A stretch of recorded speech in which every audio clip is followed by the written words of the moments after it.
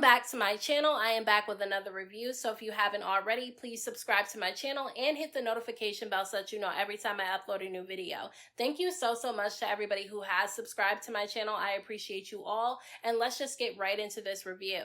So at the very beginning of this episode, Trick ends up going to the studio to meet with Derek to see what song he created for the Hollywood twins, and basically Trick is in there listening to the song and he likes it, but he starts switching things around because he wants the song to be perfect for the single release party that he's throwing for them in this episode. But the main reason he wants the song to be perfect is because he promised the Hollywood twins' mother, who is his friend, that he was going to take care of them and really help their career take off, and their mother is actually going to be at the single release party, and that's why he's working so hard to make sure the song is good. Now, while Trick and Derek are in the studio, Derek's jeweler actually ends up showing up because Derek says that he's ready to propose to Angela, and so he wants to find the perfect ring for her. I think it's sweet that he wants to propose to her. I don't know if she's gonna say yes or not. We'll have to wait and see because we haven't really seen much of them or their relationship in this season. Now, Brooke ends up meeting up with Marcus in this episode, and she lets him know everything that went down at the end of last week's episode between her and Princess and her and Amara. She starts telling Marcus about how Princess told her that she no longer wants to be her friend because she feels like she's fake, and then she also ends up letting him know that she felt attacked by both Bobby and Amara when she went to Miami Tip's event at the end of last week's episode, and she said that because of that situation, her and Amara are also no longer friends, and Brooke believes that it's because Amara wanted her to fight her battles for her. And look, I definitely do feel like everybody didn't have to necessarily go off on Brooke and make it seem like she was the reason why all this drama started. However, she was being a little bit messy because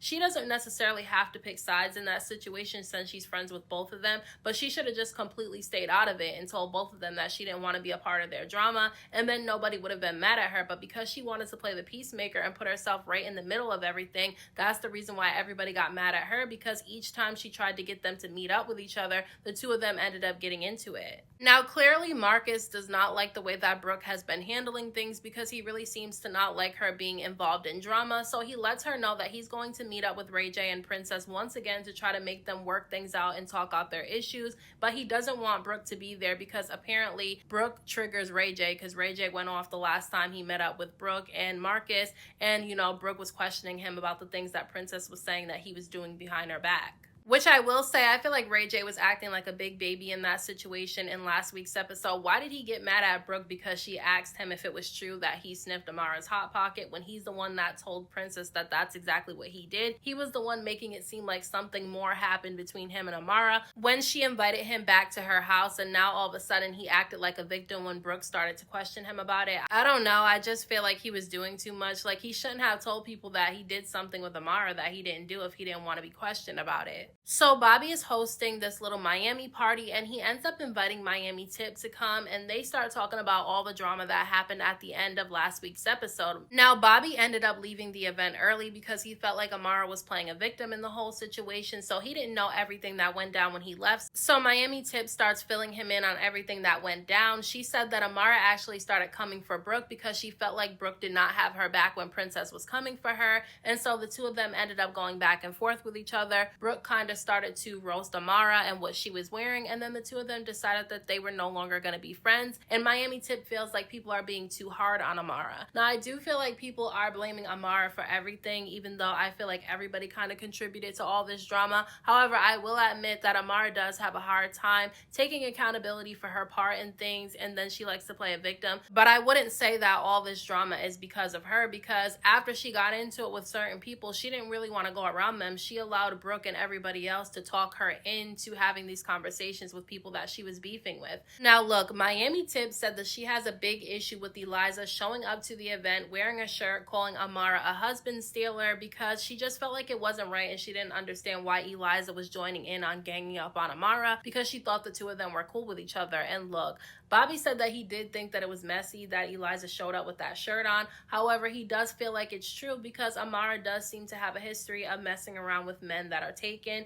And look, I do think she's wrong for willingly sleeping with men who have wives or girlfriends, but I also feel like the men need to be held accountable as well because they know that they're in these relationships, they know that they're in these marriages, and they're the ones that are deciding to step out. So even though I feel like, Amara is wrong for that, the men are wrong too, and they need to be held accountable as well because so far I'm only hearing that Amara is the one in the wrong. Miami Tips said that that's not the only reason why she has an issue with Eliza right now. She said that she showed up to Eliza's event and Eliza didn't show up to her. So now she feels some type of way because she feels like Eliza is not really being a real friend. So she said that the next time that Eliza has some type of event, she's going to pull up on her so that they can have a conversation. Now, Pinky Doll ends up showing up because Bobby actually invited her since she's new to Miami because she's from Canada, and she lets them know that she's there to focus on her music because her views have been going down on TikTok and she hasn't been making the same amount of money that she was making before, and that Timbaland told her to come down to Miami so that he can work with her. But she said that ever since she's been in Miami, she hasn't heard anything from Timbaland. And look, I know Bobby was trying to be helpful to Pinky Doll by telling her that she needs to steal the spotlight and make sure that she's noticed. However, later on in this episode, I feel like she definitely took his advice a little bit too literally and she made a really big mistake. So after all the drama that happened between Zoe and Ching Diamond at the end of last week's episode, Ching's boyfriend actually ended up getting out of jail, and she had the room all set up nice with candles and balloons and flower petals, and they seem to really be into each other. But she ends up telling him everything that went down between her and Zoe in last week's episode and how she felt like Zoe was just hating on her relationship because she's jealous that things are not going well between her and Calvin. And look, I don't agree with what Ching is saying about Zoe. I think she was definitely giving Ching some good advice.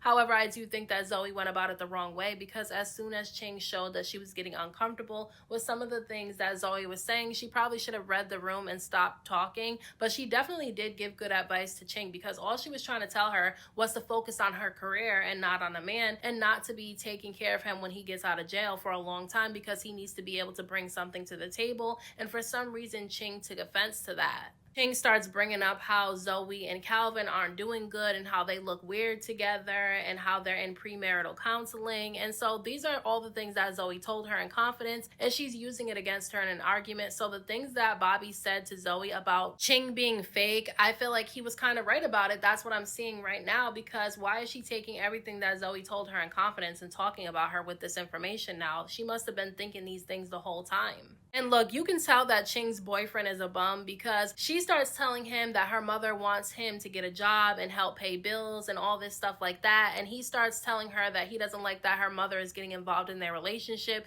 And he feels like the only reason why Ching is pushing him to get a job and to help pay bills is because of the fact that her mother is putting it in her head. And she was trying to tell him that that's how she feels too, but it didn't really seem like he was taking her seriously. So because of all the drama that Amara has been going through, the only person that she feels like she has to lean on is Estelita, but Estelita was not there in last week's episode when she got into it with Brooke and when she got into it with Princess, and so she's been trying to reach out to Estelita, but Estelita has not been answering her phone. So Amara decides to go pop in on her to make sure that she's okay, and Amara starts updating Estelita on all the drama that went down, and Estelita seemed to be interested in the drama between Amara and Eliza because she didn't know that the two of them had an issue with each other. And Amara lets her know that Eliza ended up showing up to Angela White's event and she was wearing a shirt that said that Amara was a husband stealer, and Estelita got a real kick out of that because she said that she doesn't know why Eliza is talking about Amara for sleeping with married men when she has a history of allegedly sleeping with married men as well.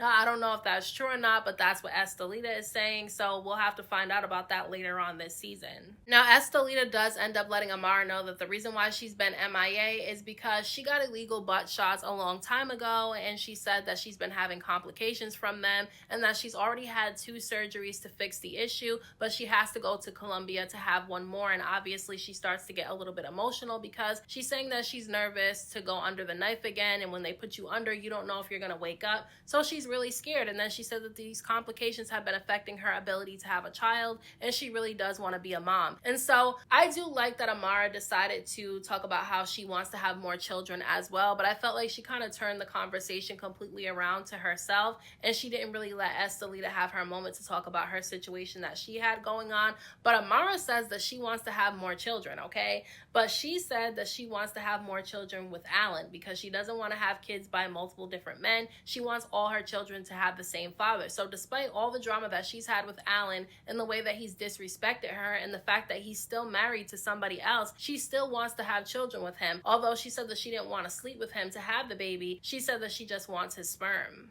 Which I'm shaking my head because it's like, why would you want to have another child with somebody like that? Like, Allan has shown that he has no respect for Amara. He's disrespected her. He's made colorist comments towards her, and she still wants to have another kid with him. That's weird. And so after this conversation that she has with Estelita, she ends up meeting up with Allan, and she lets him know that she wants him to give her his sperm so that they can have more children together. And he seemed all for it, but he said that he didn't want to give her his sperm. He wanted to do it the old-fashioned way. So basically he wants to sleep with her in order to get her pregnant, but she said that she doesn't want to do it that way because of the fact that he's still married, which is crazy that she would want to have another child with a man that's still married anyway. And something must be wrong with Allan's wife's self-esteem, because he said that they're still cool with each other, they're still together, and that he has to talk to her about this situation so that he can have more kids with Amara. And that whole situation is just extremely weird to me. Like, he's gross, and I don't understand why all these women have been gassing his head up this season, but Amara seems to still want him, and it seems like he's still interested in sleeping around with her as well, despite the fact that he has a wife. So like Miami Tip said to Bobby, she was going to pull up on Eliza to talk to her about the drama that's been going on, and she does. She shows up to Eliza's place of business, and she starts telling her that she didn't think it was right for her to show up to an event wearing an Amara is a husband stealer shirt, because she just felt like it wasn't right and it was messy. And Eliza really doesn't want to hear anything that Miami Tip has to say, and she kind of starts to tear up a little bit and tells Miami Tip to kind of leave her alone because she's going through a lot. And when Miami Tip asks her what she was going through, she said that she's pregnant. And Miami Tip starts trying to pry into Eliza's business, trying to find out who the father of her child is, but Eliza told her straight up she was not telling her, because the last time Miami Tip knew this information, she spilled it out and was gossiping about it. And I think Eliza made the right choice not telling Miami Tip who the father of her child is, because Miami Tip can be a little bit messy. I know she doesn't really get involved in the drama on the show. She's not really fighting and yelling and screaming, but on social media, she definitely does spill the tea. So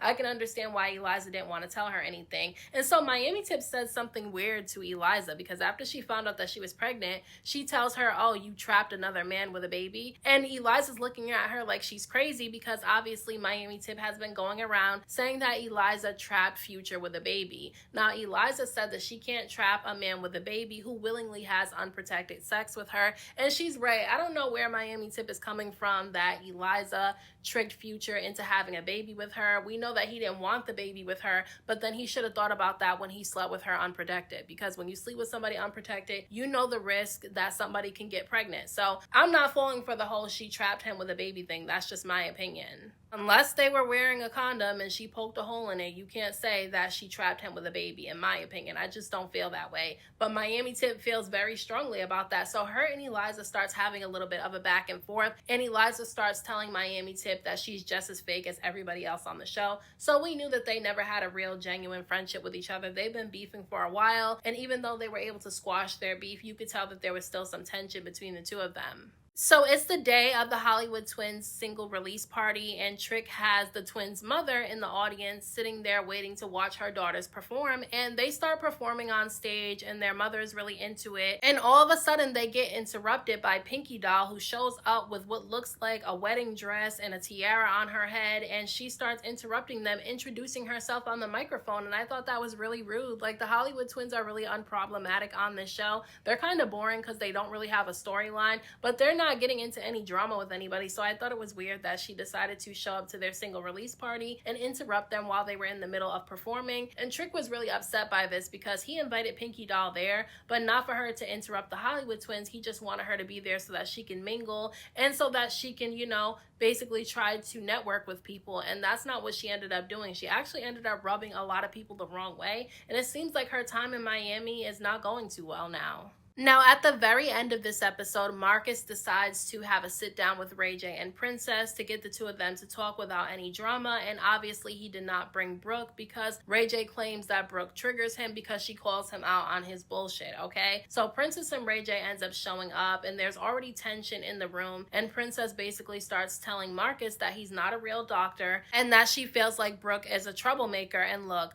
I will say Princess does have a reason to have an issue with Brooke, not necessarily with Marcus, Marcus because he didn't do anything. He's basically guilty by association because that's his wife. But she was telling him that Brooke was messy. Brooke was a little messy, I'm not gonna lie. But I feel like Princess is taking her anger out on people who she shouldn't be. She has a reason to have an issue with Amara because Amara was supposed to be her friend and she met up with her husband behind her back and even invited him back to her house. So I can understand why she won't want to be friends with Amara anymore. But she should be taking all her anger out on Ray J because he's the one who put her in this situation in the first place, which she does. Her and Ray J are constantly arguing and dragging each other on social media. They're just really toxic. But Ray J starts really coming for Marcus, okay? Basically telling him that he's a lapdog for Brooke and that he's really timid and that Brooke is disrespectful, and Marcus just sits there and allows it to go on. And Marcus kept his cool the entire time. He really kept his cool, and I respect the fact that he was able to, you know, keep his composure despite the fact that Ray J was really disrespecting him. Ray J starts throwing french fries, okay? Not throwing them at Marcus, but throwing them on the table next to Marcus. And he starts telling Marcus that he'll throw the french fries at him. So Marcus tells him to do it. And Ray J tells Marcus to say one more word and he'll throw the french fries at him. So Marcus says one more word and Ray J throws a handful of french fries at Marcus, and Marcus hops up out of that table and he tries to run at Ray J, but security quickly grabs him.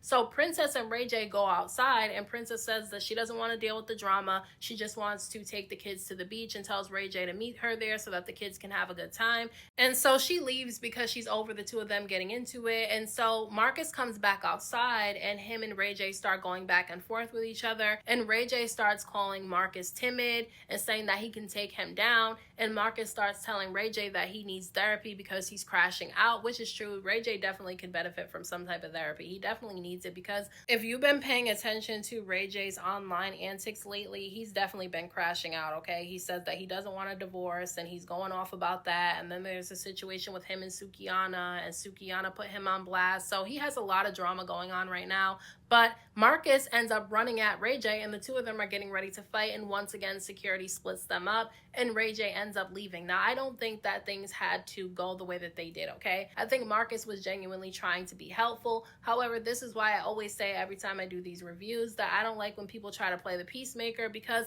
the peacemaker always ends up being the one that everybody turns against in the end because they feel like you're the one being messy in the situation. They feel like you're playing both sides and it's just a really messy situation. I just feel like everybody needs to stay out of Ray J and Princess's business. They're both very toxic together, and we'll see if they actually end up going through with the divorce because we know this is probably the 10th time they said they were getting a divorce. So we'll wait and see if they actually do end up getting one because Ray J's on social media lately saying that he doesn't want to get a divorce from Princess, but Princess is saying that she's absolutely getting one. So we really don't know. So those are my thoughts on this week's episode of Love and Hip Hop Miami. Let me know what you guys thought about this episode down in the comment section. Don't forget to hit that like button for me. I appreciate it. Don't forget to subscribe to my channel for more videos and hit the notification bell so that you know every time I upload a new video. Thank you so much to everybody who has subscribed to my channel. I appreciate you all. And until next time, I will talk to you guys in my next video.